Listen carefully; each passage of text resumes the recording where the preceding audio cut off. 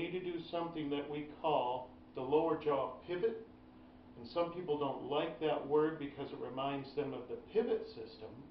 But what it really is, a relaxing of the bottom teeth, which is the jaw.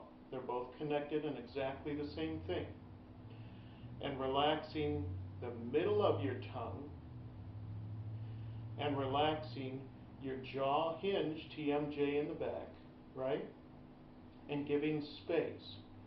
If you are tight anywhere, in your neck, head, any of these spots up here around your embouchure, it will hinder and stop you from having a nice relaxed sound. You cannot be tight and play in the lower range and then go down into pedal tones. Okay? I hope that helps. Thank you.